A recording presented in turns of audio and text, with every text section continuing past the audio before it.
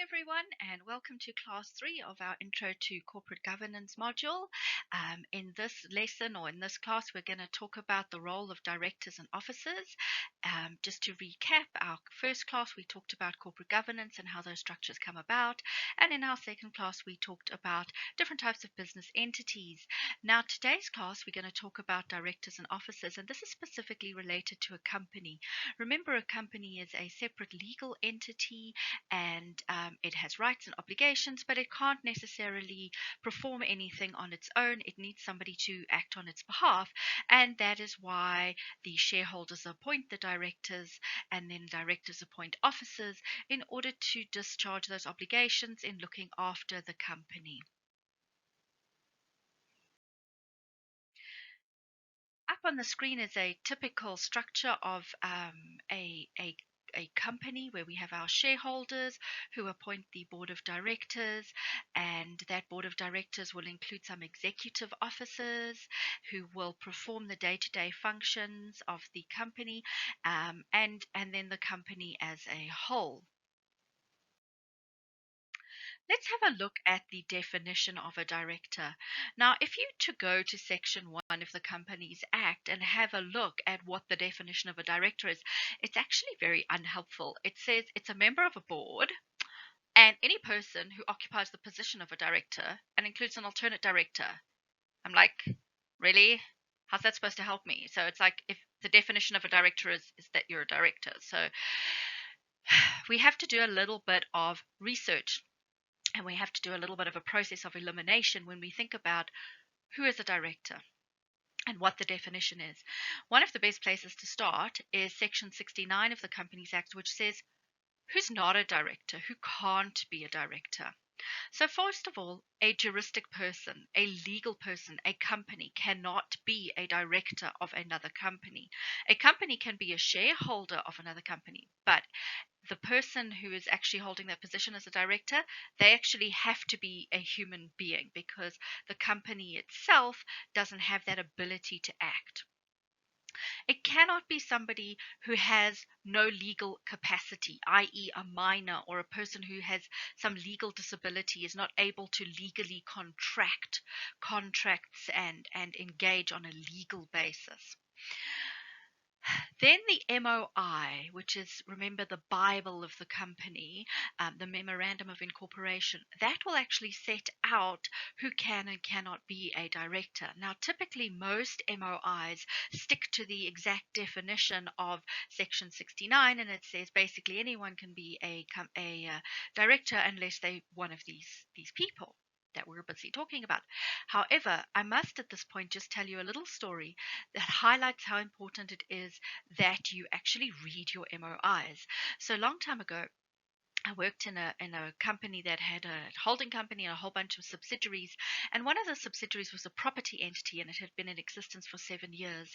And I happened to read the MOI when I had first started at this group, and I was horrified because the MOI said that this property company could only have directors who were all registered medical professionals, all registered with the Medical and Dental Council of South Africa, which was clearly not the case because it was a property company and there were certainly no medical doctors.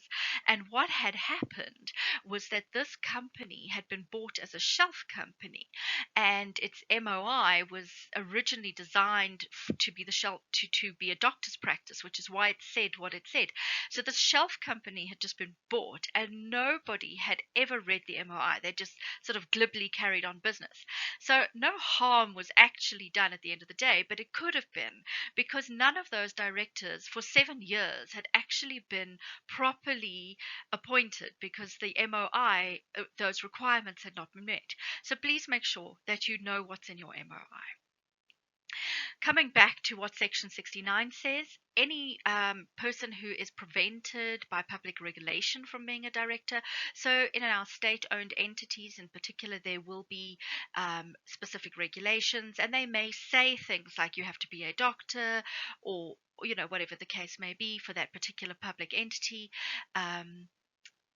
in order to perform those functions. So in all financial services companies, you can only be a director if you have a clear criminal record. You have no criminal record at all. So that's one of those instances where someone with a criminal record would not be able to be a director of the company. Then anyone who's been removed from a position of trust on the grounds of misconduct involving dishonesty. And that really also comes into kind of being convicted of a crime related to theft or fraud or forgery, perjury, dishonesty. Perjury is lying to the court, misrepresentation, which is also a type of fraud. And then any offences under our main legislation, such as the Companies Act and the Closed Corporations Act, FICA, and the Financial Managers Act, beg your pardon, the Financial Markets Act.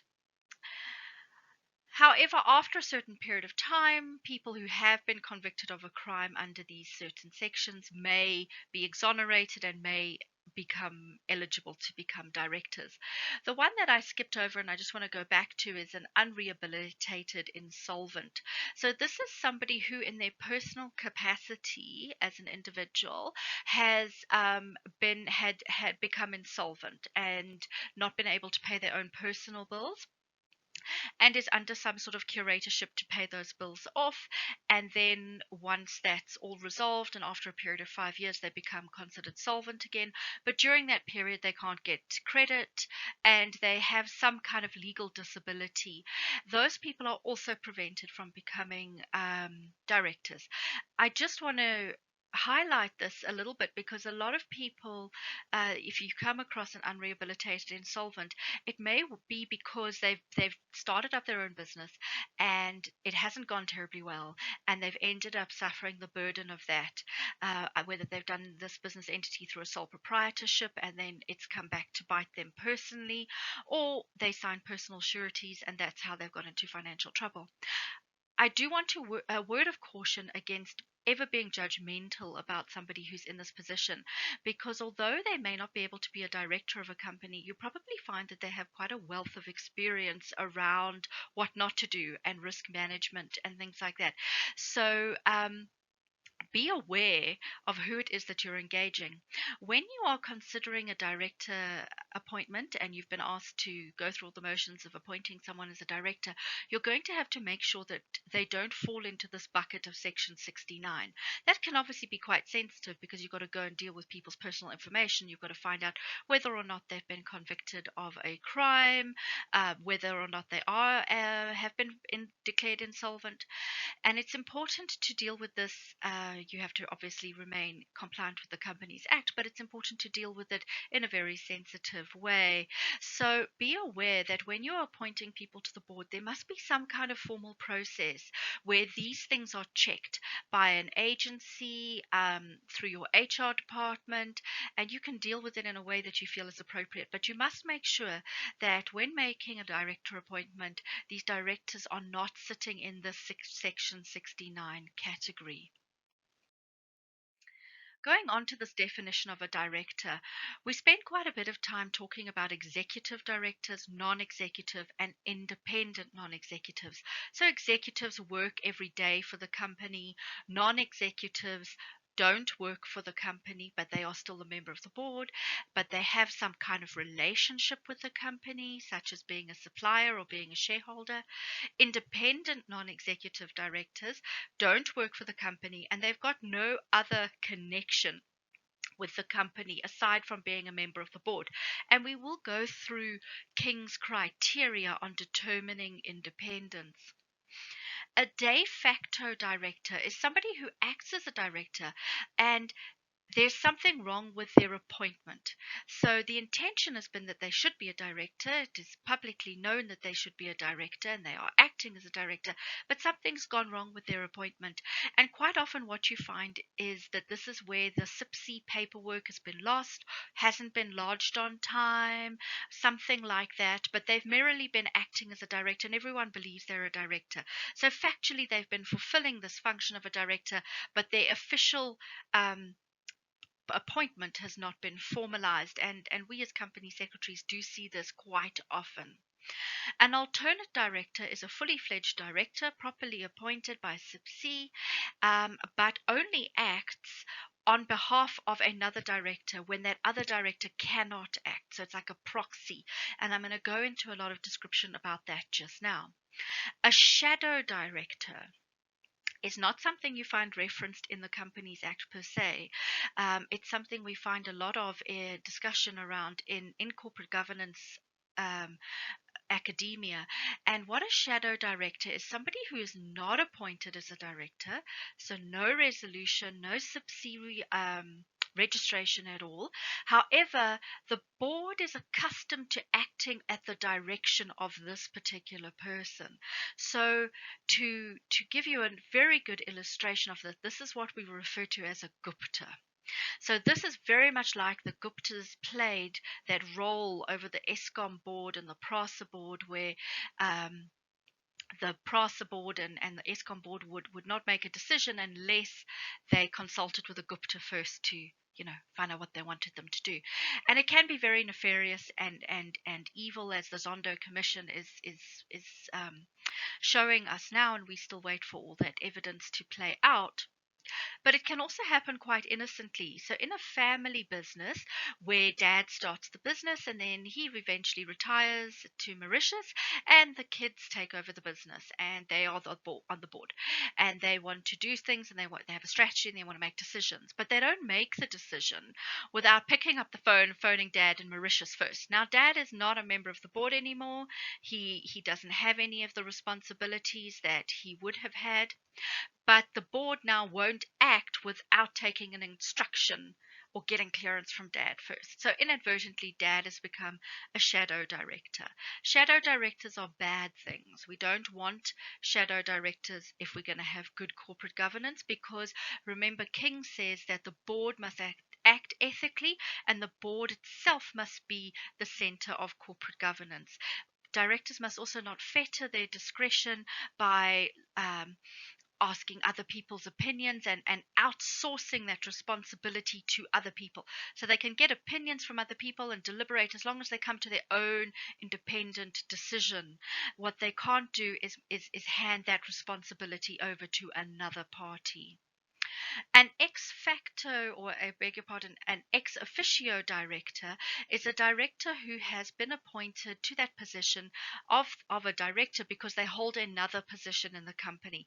And this is typically the CEO. So the CEO, by becoming the CEO, becoming the chief executive officer of the whole company, becomes a director of the board, and that will typically be found in your MOI. It'll say if you appoint a managing director or you appoint a CEO, this person has to be a member of the board. So those are our ex officio directors.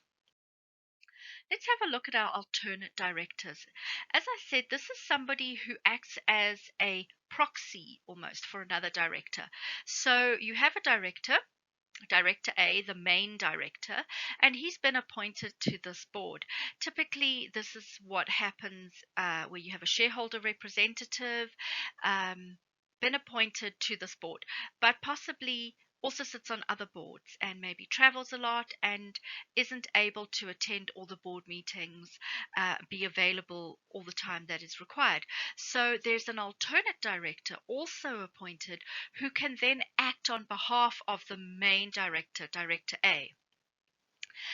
Director A and Director B are both fully fledged directors. They are both properly registered at SIPC, and they both have the same fiduciary duties as any other director would have. This can be quite a useful structure where you have directors representing shareholders, appointed by shareholders, who sit on a lot of boards and are not necessarily always available. So from practical purposes can be quite handy. From a governance perspective, though, it can be quite risky because that alternate director doesn't have the exposure to the company, doesn't really have an independent view or an ability to contribute. They just get to step in when the other person is not around, which I think places that individual at some degree of personal risk. So if you have alternate directors on your board, please make sure that you give them all the board papers that you would give the main director. Make sure that they have an opportunity to see all the resolutions that are being signed off. There's only one vote between the two people, but at least make sure that both of them actually see all the paper, so that that alternate director always has that opportunity to weigh in and exercise their unfettered discretion. And when we get to detailed discussions around fiduciary duties, you'll realize how important it is that these alternate directors have this voice, because they are all held accountable to the same law. When the main director, Director A, is resigns from that board, then Director B, the alternate, automatically resigns as well. Let's have a look at this concept of the non-executive versus the executive. So your executive is your full-time employee. He's there every day, hands on, your boss. You see their car in the parking lot, normally quite a nice car. They have a contract of employment. They are also employees of the company. They have people reporting to them. They have specific responsibilities. So you might have an HR director or an operational director or an information director. They are part of the strategy, they are part of the rollout and the implementation of the strategy, and they know the company very well because they work there every day and they implement all of those policies and procedures, and they're the ones that keep this little factory ticking. Non-executive directors, also members of the board, but part-time, hands-off. They have their work somewhere else. They just here on a part-time basis, and they're there because they have some kind of industry experience that the company needs. They generally have just a letter of appointment which sets out their contract. They earn a fixed fee which is approved by shareholders. They might be completely independent from the company, have no other interest in the company. There's no one who reports to them directly from the company. The person that they would probably deal with the most at the company would be the company secretary, outside of the chairman and the other board members. They don't have a specific portfolio or specific responsibilities unless the board has actually allocated those responsibilities to them. And they're the ones who consider and review the strategy of the company, and they bring macro external knowledge from outside of the company to assess and bring value, that lovely diversity of skills and knowledge, to this board in order to implement this strategy. So King has formulated 9 criteria. I'll explain why 9. Um, in determining whether or not a non-executive director can also be considered independent of the company. So um, if you meet one of these 9 criteria, then you can never be considered independent of the company. You are a non-executive director. I'll discuss number 10 when I get there. So, if you are a significant provider of financial capital or funding to the company, you have a material monetary interest in the company, you own any of the shares in the company, or you participate in the share incentive scheme, then you have an ownership role. You have some other relationship, some other interest in the company that is going to make you impartial in how you determine or make your decisions. If you have been an employee of the company, an executive of the company, or part of the audit team, and then you resigned and then became a non executive director, you could not be considered independent for a period of 3 years. Magically, at the end of that third financial year, start day one of the fourth financial year, you can be considered independent as long as you meet all the other criteria. You fine, but you've got to go through this sort of 3 year wash period where you cannot be considered independent. If you have some sort of professional advisory relationship with the company where you provide them with advice like a legal advisor, or a corporate actions advisor, then you can't be considered independent. If you are a significant customer or a supplier of the company, then you would have another material interest, and you would be tainted in some way. If you are a director of this company, but you're also a director of a company related to the company, then you can't be considered independent. And where you see this happen quite often is if you have a little holding structure, so you have a little holding company at the top. This is like typically your listed entity, and then it has lots of little subsidiary companies underneath it. And your CEO at the holding company level is the chairman of these subsidiary companies. He is not independent at that subsidiary company level because he is a director of a related company. If in any way your remuneration or your fees is based on company performance, then you can't be considered independent. Typically, non-executive directors are paid a fixed fee, which is approved by shareholders.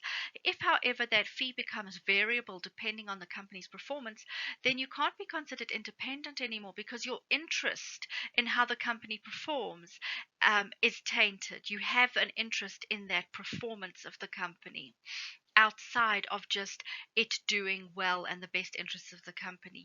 You could potentially earn more money if the company performed well in the short term. Let's have a look at number 10. Number 10 is not an ipso facto thing. So 1 to 9, if you meet that criteria, then it's very unlikely that you could ever be considered independent. Number 10 is different. Number 10, we have to think about it a little bit. So if you have been on the board for more than 9 years, so under 9 years, you'll be considered independent. Over 9 years, you have to have an assessment on an annual basis to determine whether or not you are still independent. So you were independent to start with, and then you've been on the board for a long time. You could have got quite chummy with the executives. And have you lost that ability to be independent? We don't know. So we ask the board to assess your independence on an annual basis. So when you think of these 10 factors, the overriding thing is that if any of these factors apply, there will be some question mark as to your ability to act independently. You will have some vested interest in the company's performance. The overriding rule being that if a director is perceived to not be independent, then the nomination committee or whoever is performing that function of a nomination committee must give some consideration to this and determine whether or not a reasonably informed third party may or may not consider this director independent. I.e., is there any reason why this director may not be considered to continue to be independently exercising objective judgment, has no interest, no position, association, or relationship, which could result in somebody believing that his decision making ability is biased? So that's how we assess whether or not a director is a non executive or an independent non executive. And here is a little table which I've included um, in your slides just for kind of an illustration of how I test this on an annual basis with my board. So all of this information is in the public domain, so I don't mind sharing it with you. And what I do is I create a little board pack, little report, and along the top there are all the criteria that are relevant to my company. And then I have my non-executive directors down the left-hand side.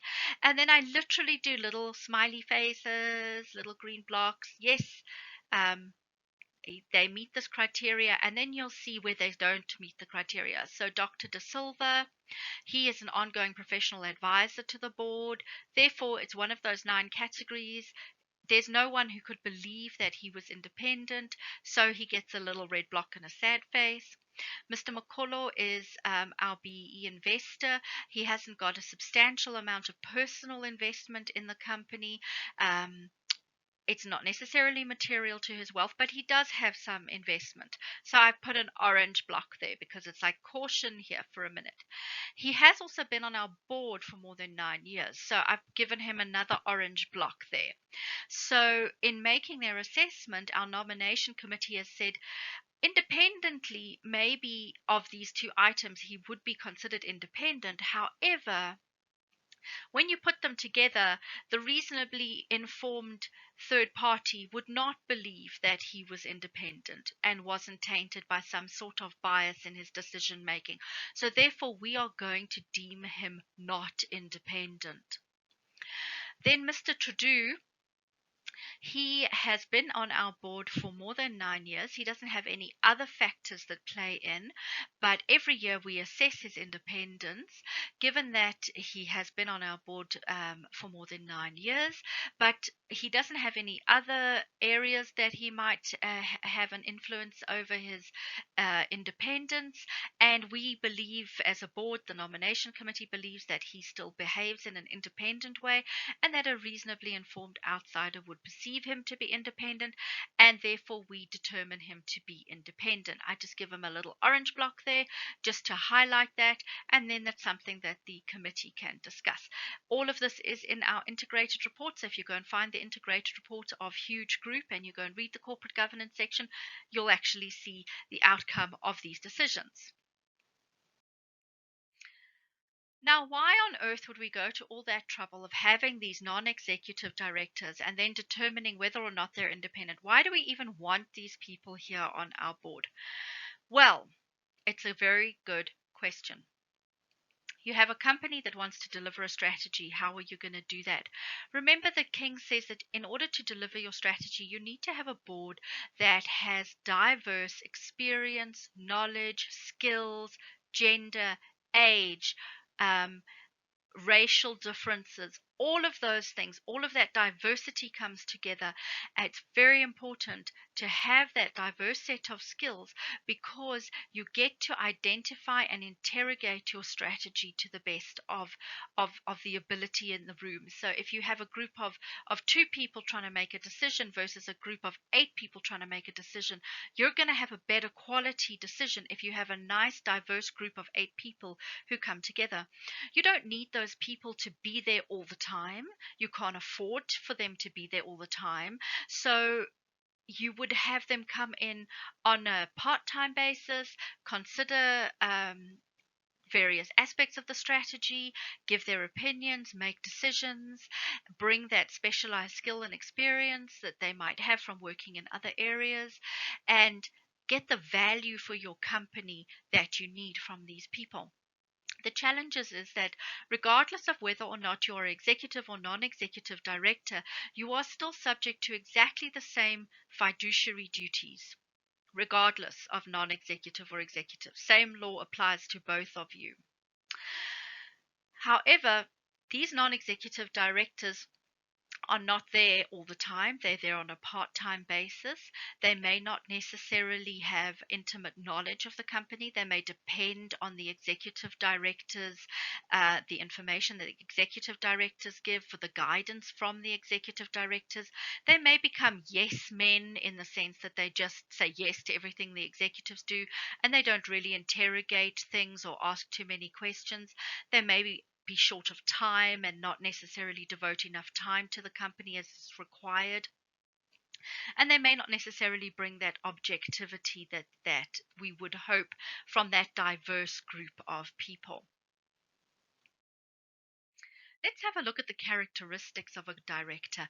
Now, this is not a legal requirement. This is you will not find this in the Companies Act, and you will find references to this in King and it alludes a lot to what is expected from the individual human being who decides to put up their hand and be a director, bearing in mind that they have to be responsible for this company and they are accountable to the shareholders. So, a director, in order to be effective, must have industry knowledge in terms of the industry that this company operates in. They must be able to think strategically. So, how does this company grow and what does it need to do?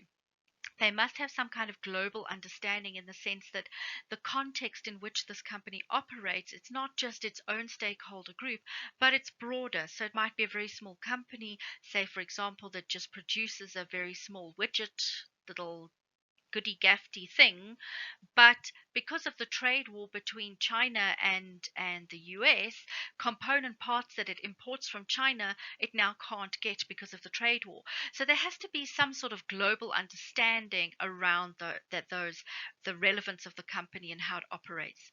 All directors need to have some degree of financial literacy.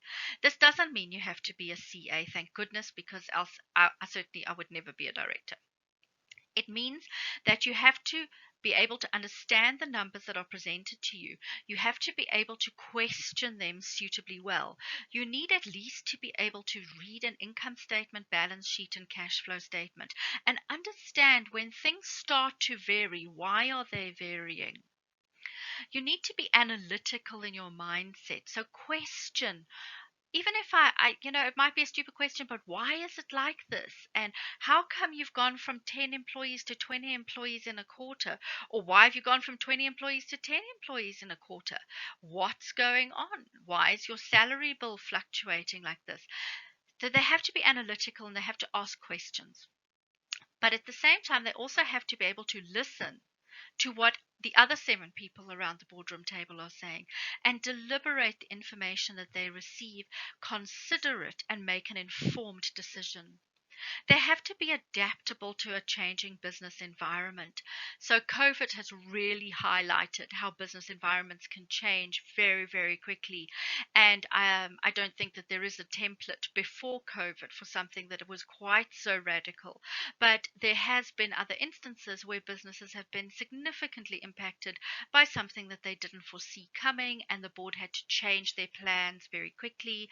The entire way in which they do business has had to change. So directors need to be adaptable. They need to be objective, which means that they need to consider the world outside their own opinion. Subjective means me, myself, and I think about my perspective. Objective means I think about other people's perspective. So I think about the information I've received, and I am prepared to be analytical about that, and I'm prepared for people to be analytical about the information and the input I give. They need to question. Part of that listening, deliberate, analyze, be objective is the ability to question. They have an oversight role. They're given a bunch of information on a regular basis about this company, and then they have to question and analyze that information.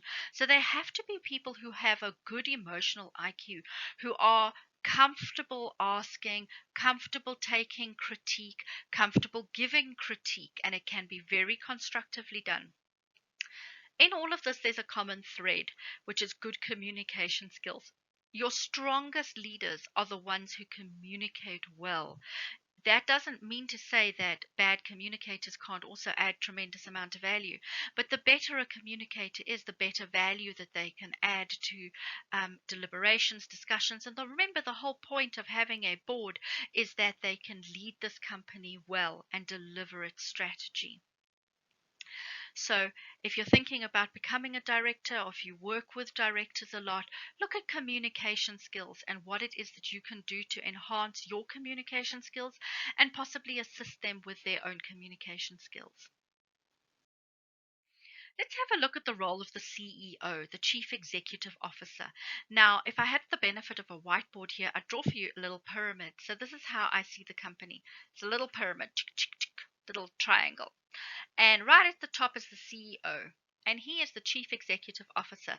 And underneath him becomes the management layer, all the various managers, senior managers, and then you get your middle managers, and you get your junior managers, and then you get all the worker bees underneath who actually do all the hard work. So it kind of forms a little triangle. And at the very top is this person who is responsible for everything that happens in this triangle. And on top of that triangle, if you think of like a little ball that sits on the top of the triangle, that becomes like the board. And the CEO is a member of the board and is the connection between the company being the triangle and the circle being the board. He connects them.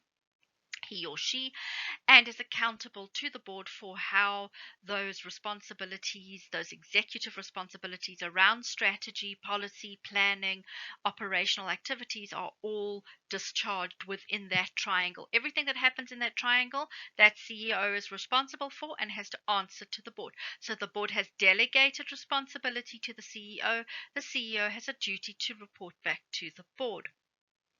Typically, CEOs will attend all the committee meetings that the board has because they have all sorts of information that they need to give. They are the person most knowledgeable about that company. If we are going to put so much authority and power into the hands of this individual, then we must assess their performance on a regular basis.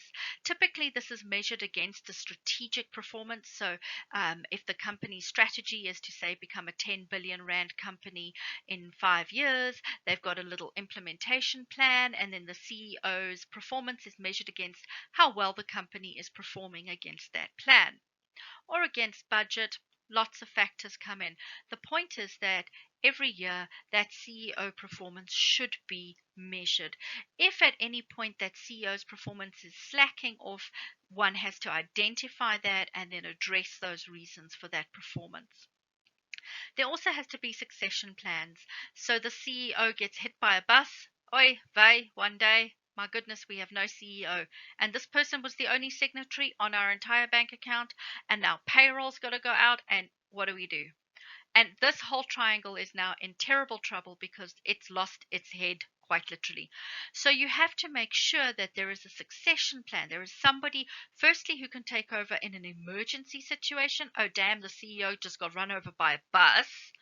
And in the long term, where the CEO is like, you know what, cheers, Chanas, I've done my stuff. I'm off to Mauritius now. This is your business. So there has to be somebody who's going to be able to take over from him or her in some time.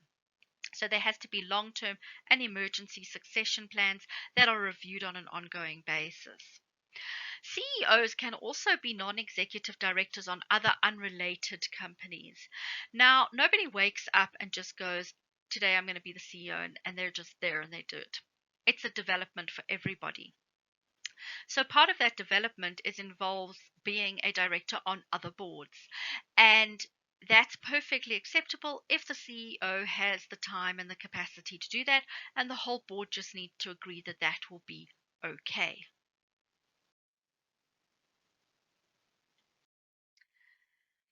The CEO is also responsible for appointing and recommending the appointment of all the executives, so the CFO, the COO, all of those layers underneath the executives, those are all report into the CEO. And then, of course, we need to have succession planning and performance management for those people who sit underneath the CEO. The strategy is developed by the CEO in conjunction with the other executives and then taken to the board where they propose the strategy. It's hashed out in strategy sessions. All that wonderful independence and non-executive skills and development add to it. And it's ultimately approved by the board. But a key part of developing that strategy will be the role of the CEO. Then the CEO must also be responsible for ensuring that the budget is there to pay for the strategy. So if you want to grow to a certain amount in a certain period of time, it's very important that you actually have the finances to do that. So the CEO is also responsible for ensuring that the budget is met along with the strategy of the company.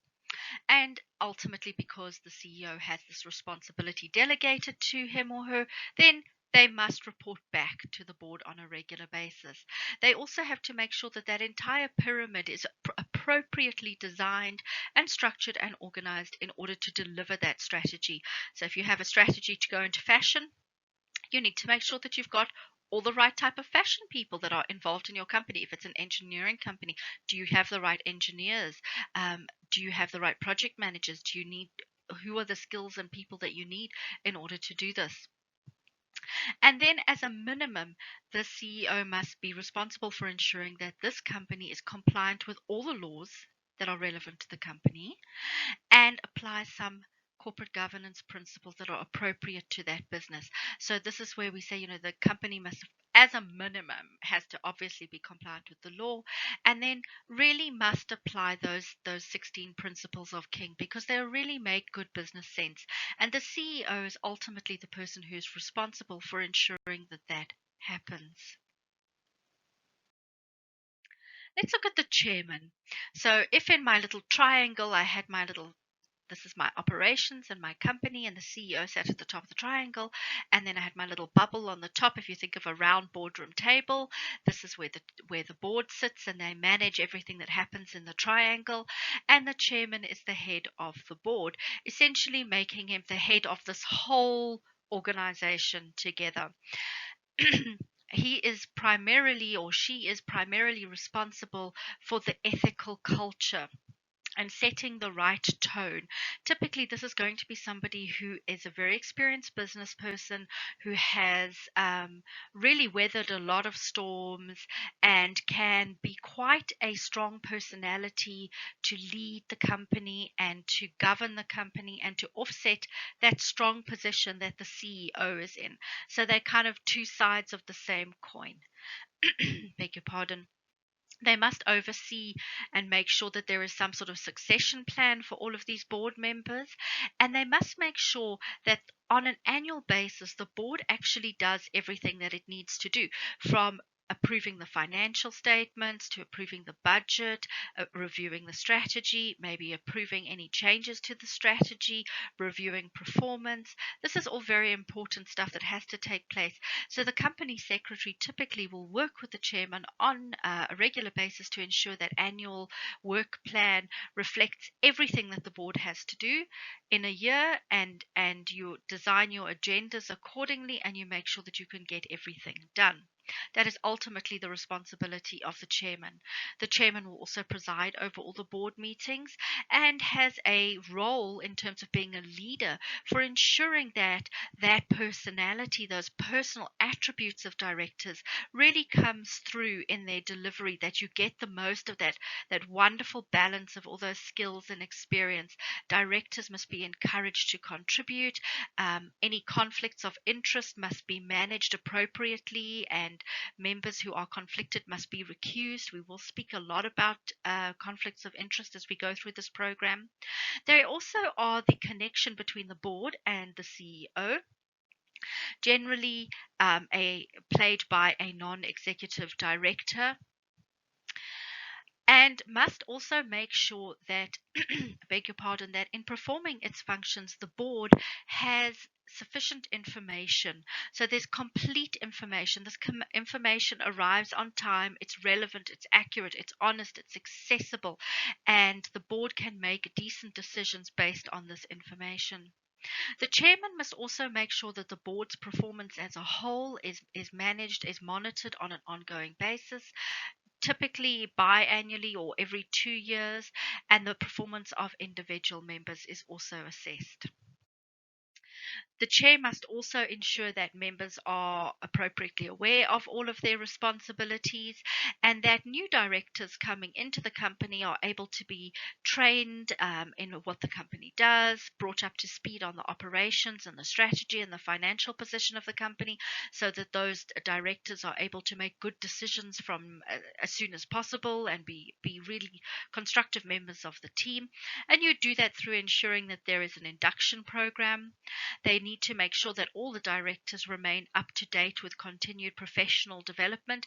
Regulations change all the time, and if you work in any sort of finance component, you will know that IFRS, the International Financial Reporting Standards, they change all the time, and that just wreaks havoc, because then one has to go back and try and understand why the numbers are the way the numbers are. And so we have to make sure that our board, who ultimately is going to sign off on our financials, really understands the implications of the regulations involved. Beg your pardon, the chairman is also the connection between the company and the outside world, being the major shareholders and the stakeholders. So often at company presentations, you'll see it's the chairman who stands up to speak and makes that initial connection with the shareholder stakeholder group. They also preside over shareholders' meetings. The idea being that this chairman is like the face of the company and is going to represent the company externally to a broader group of people. And most importantly, must make sure that all of the decisions that are taken by the board are executed. The chairman is appointed by the board. You may have a scenario where there's a shareholders agreement which says that certain shareholders can appoint the chairman. That's absolutely fine. So make sure that if you do have shareholders agreements that you understand what they say. But typically the board as a whole will appoint the chairman. King advises that the chairman should be an independent non-executive director.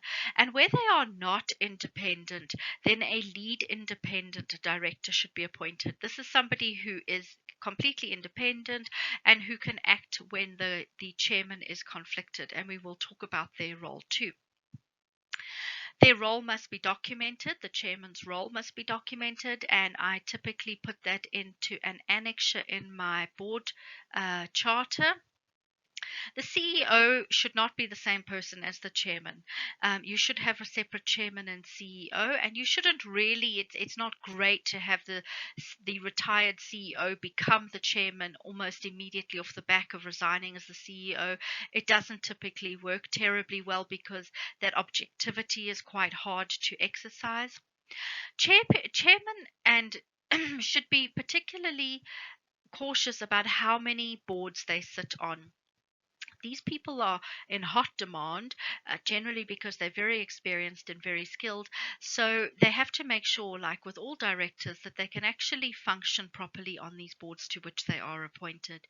There has to be some sort of succession planning for the chairman as well to make sure that, again, if the proverbial bus comes around the corner or whatever the case may be, that chairman, somebody can step into that role and there's proper mentorship and planning for that to happen. And shareholders must know whether or not this chairman is independent, whether there's been a lead independent director appointed to the role, and what that lead independent director does. Generally speaking, though, the board should not appoint a chairman who is a member of the audit committee and the chair of the remuneration committee or the chair of the social and ethics committee. The chairman of the board can be a member of the remuneration committee and the social and ethics committee, but not the chairman of those committees. The chairman can also be the chair and or a member of the risk committee and the nomination committee. And this is a recommendation based on King, depending on taking into account the need for independence on a board and on these various committees. What makes an effective chairman? When we looked at an effective director and all of those emotional IQ and personal skills that go into that, now this is now somebody who sits at the very top of that pile of being a very personal leader. So they need to be a team builder. They need to be able to engender communication, effective communication between themselves and other members of the board, that there are positive relationships, trustful relationships between the CEO, the executives, and all the non-executive directors, and that advice is given, and that all of that wonderful diversity has a place. People can make objective statements. We don't always have to agree with each other. It's perfectly fine if we don't agree with each other. We want to have debate. We want to have coherent, good quality debate where we bring different experiences to the table so that when we make a decision, it is a good quality decision. And an effective chairman will be somebody who brings that type of conversation about. There is always some debate in smaller companies about whether or not the CEO and the chairman can be the same person. Now, in terms of King and listed companies on the JSE, they cannot be the same person. The CEO and the chair must be separate people. There are some pros and cons to all of this. There's no obligation if you're not listed that you apply this. You could have the CEO be the chairman. But if one thinks of the agency theory, this is the delegation of responsibilities from the shareholder to the board and the board to the executive in terms of managing this company. It makes it quite difficult to play both the CEO and the chairman roles at the same time, while also ensuring that there is that rigor in effectiveness and the balance of power on the board. So every director has the ability to speak and have unfettered discretion, which might be quite difficult if you have a chairman who is also the CEO. The counter argument to that is that if you just have one person who performs both functions, there is at least a clear line of authority and enhanced accountability. You can't ever have the CEO blaming the chairman or the chairman blaming the CEO. Nevertheless, in terms of our corporate governance structures, there is a very strong view that these roles should be separate and that does promote good corporate governance. An independent chairman should be able to provide that dissent and that ability to facilitate that positive board culture that we're looking for. The chairman and the CEO, however, should be able to work together well. They shouldn't collude or fetter the discretion of other directors, and they must try and remain true to their fiduciary duties, which are to make decisions in the best interests of the company. And if you have those roles combined, it might be quite difficult to have that counter argument and that counterbalance. As I mentioned, the two sides to the same coin. So we debate with each other. If you've got no one to debate with, who will interrogate your ideas?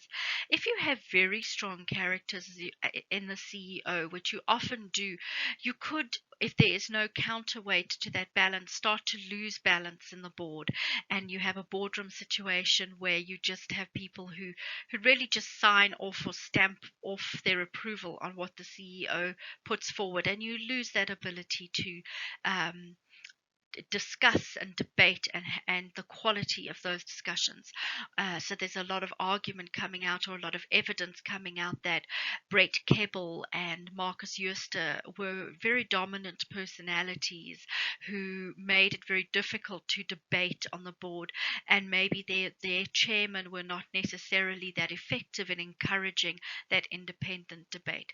We'll certainly, in the case of Steinhoff, have to see how that plays out.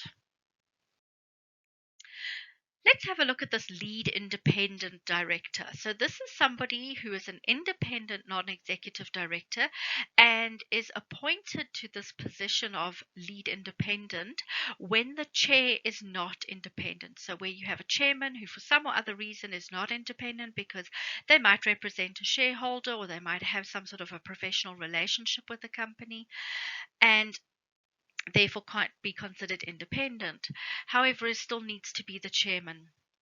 Typically, if you have that illustration I gave you of the shareholders agreement, where a shareholder had the right to appoint a chairman, that chairman may then not be considered independent.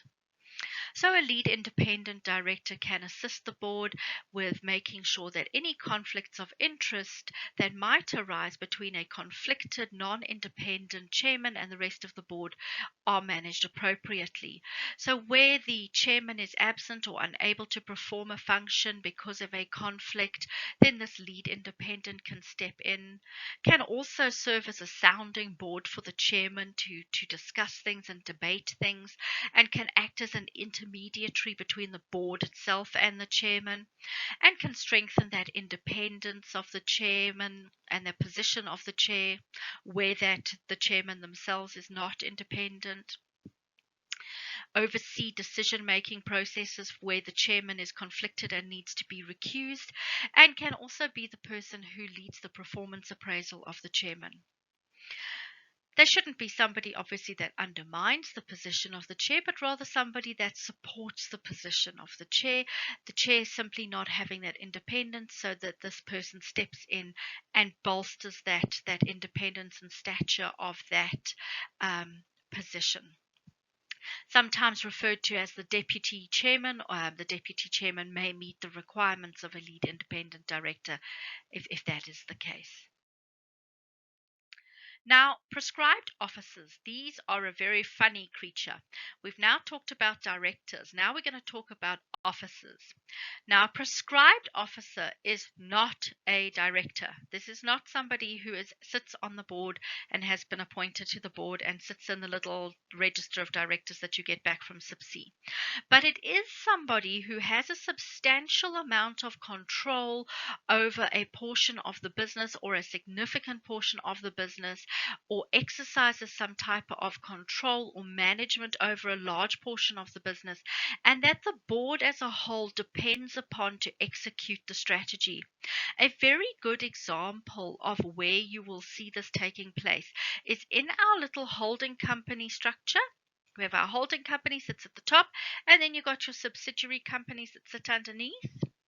So the managing directors of those subsidiary companies that report up to the holding company board and control substantial portions of the holding company's business through these subsidiary companies, those managing directors are very likely to be prescribed officers of the holding company. Now, there is no letter of appointment. There is no moment at which you decide or agree or put your hand up or take an oath that you will become a prescribed officer. It happens as a matter of course. If you meet these requirements, i.e., having this substantial amount of control over a significant portion of the company's business, you automatically meet the requirements for being a prescribed officer. And that means that you could be a prescribed officer and you didn't even know it. There are two downsides to being a prescribed officer. One is that you have to meet the same standard, the same fiduciary duties as the directors of the board. So even though you're not a director, you have the same fiduciary obligations as a board member. So you still have to act in the best interests of the company, and you still have to declare any interests that you might have, and you still have personal liability in the same way that a member of the board might have, but you are not a member of the board. You also have to disclose your remuneration in the annual financial statements in exactly the same way as a director does. So if you go and have a look at the back of the financials where they report the earnings of the directors, you will also note the earnings of the prescribed officers are disclosed. You might even be able to find your boss's salary in there if you're very frugal. Go and have a look. So prescribed officers are a bit of a mystery in terms of companies because they are often misidentified and they don't understand what their role is and what their obligation is. This is a place where company secretaries can play a very important role. So I'd appeal to all of you, company secretaries as governance officials, to identify your prescribed officers. They may well not know the role that they play with regard to that board and their responsibilities. So the first thing to do is to identify them. The next thing to do is educate them and make sure they understand their responsibilities, and then make sure that they are included in the directors and officers liability insurance cover. Liability insurance cover does not stop you from being held responsible. It just pays the fine for you. It's still important, however, that they are recognized in these sort of structures. And the reason we are all in this room or listening to these presentations is around the company secretary. So there are three sections of the Companies Act that deals with company secretaries. I'm going to go through them and just discuss them with you. Section 86. Company secretaries are a mandatory appointment for public companies and state-owned companies. You'll remember in class 2 the presentation that we had where we talked about what type of business entities need to appoint company secretaries. We have job security in the public company space. and in state-owned companies, not state-owned entities, which is broader than state-owned companies. State-owned companies must appoint company secretaries. And it goes on to say that every company secretary must have the requisite knowledge of or experience in the relevant laws and be a permanent resident of South Africa, not a citizen. So you don't have to be a South African citizen, but you do need to be a resident in order to act in this capacity. You can also be a juristic person, which is quite interesting. So, Section 87 goes on to say that you don't have to be a human being. So, you'll remember how directors have to be human beings. Well, company secretaries don't have to be human beings. Yay, you can be an alien. No, okay, that explains a lot. But there are lots of companies which perform the function of company secretary for boards, as long as one person in that company meets those requirements of Section 86. Section 88 really sets out the most important part of our duties. Firstly, we are accountable to the board as a whole, and our duties include but are not limited to. And I just want to hover on that wording for a little bit. So, below you'll see items 1 to 6. Unfortunately, that's not your whole job description. It would be great if it would be, but that is the minimum requirements of a company secretary. You will often find yourself having to be responsible for a multitude of other things as well. You may even, as a consequence, find yourself as a prescribed officer of the company. So let's go through this list of 1 to 6. You can't negotiate out of these. You can't say to your boss, by the way, I'll take 1, 3, and 5, but I'm not taking the rest. You can keep those. If you're the company secretary, in terms of the Companies Act, these are your duties. You must provide the board collectively, the directors collectively and individually, with guidance as to their duties, responsibilities, and powers. Now, in one sentence, it's a very sobering concept. You must be able to advise them on their duties, responsibilities, and powers. And that is a large part of what we're going to discuss in the next 4 years of your education. 3 years in your undergrad and a year or 2 in your board exams. How one goes about actually discharging that item 1. It's a really big deal. Making directors aware of any law relevant to or affecting the company. Now, you don't have to be a lawyer and you don't have to know every single law that there is. You don't have to be an expert.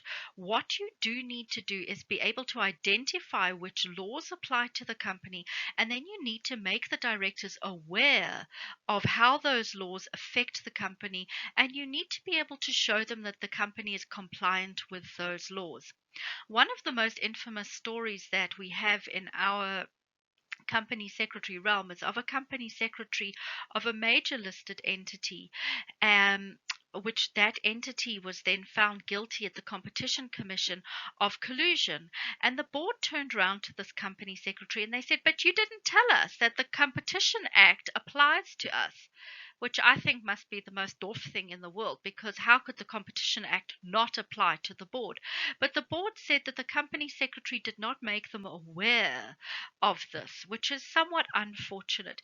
But it highlights the fact that you, as a company secretary, do need to have an understanding of the laws that affect the company and ensure that the board at least is aware of them.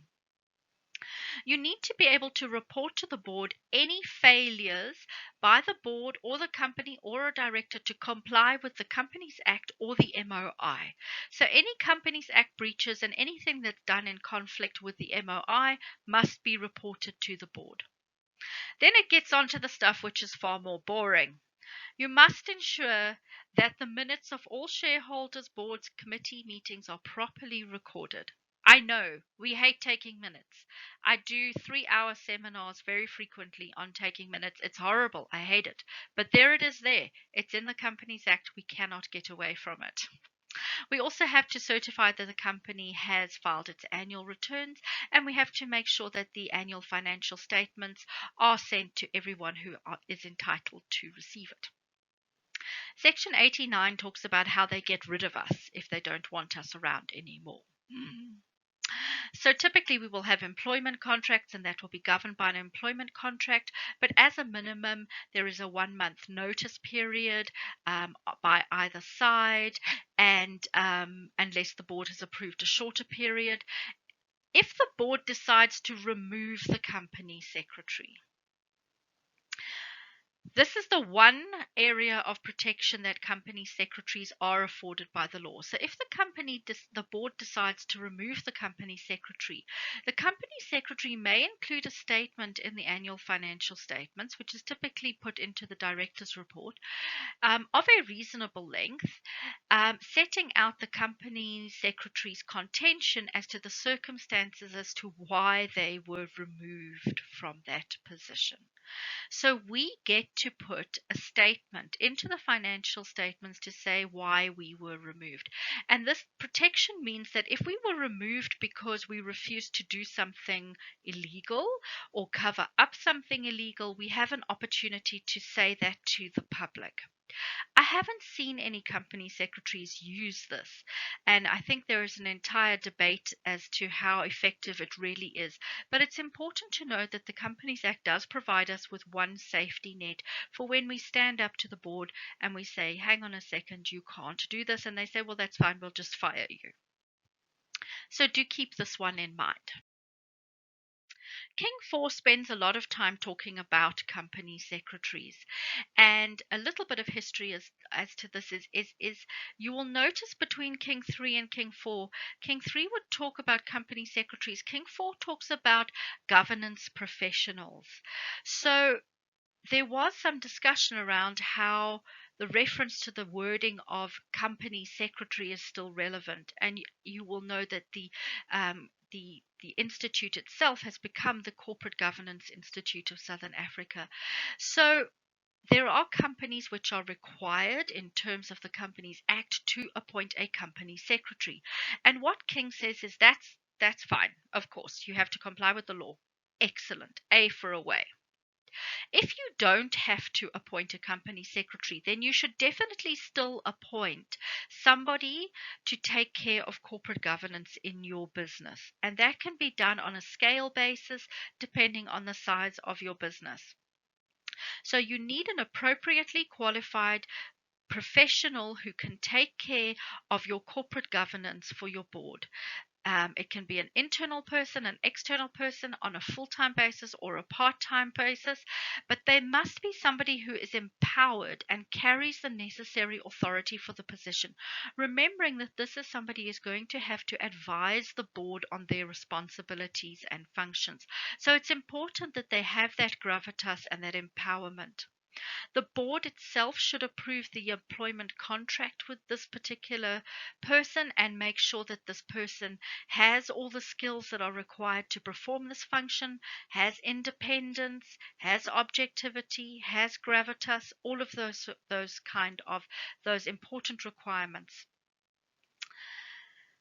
The board should take primary responsibility for removing a company secretary or a professional advisor, and this professional advisor should also have unfettered access to the board, but at the same time remain independent at an arm's length and should not be a member of the board. So the company secretary should not be a director.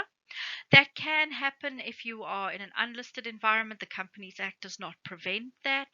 King does not recommend it, and the JSE listings requirements do not allow it at all. So you can't have a listed company where the company secretary is a member of the board. The company secretary or this governance professional should report to the board in terms of statutory duties, but can report to another member of the executive in terms of other functions. So in terms of those Section 88 functions from 1 down to 6, then you would report to the board as a whole. But if you also are responsible for risk management or for putting together the integrated report, those sort of functions that often fall to company secretaries, then you would report to an executive. The performance and the independence of the company secretary should be evaluated annually by the board in the same way that the board itself assesses its own performance and the performance of the CEO. And the board should make a statement in the financials to say that they are satisfied that with the performance of the company secretary.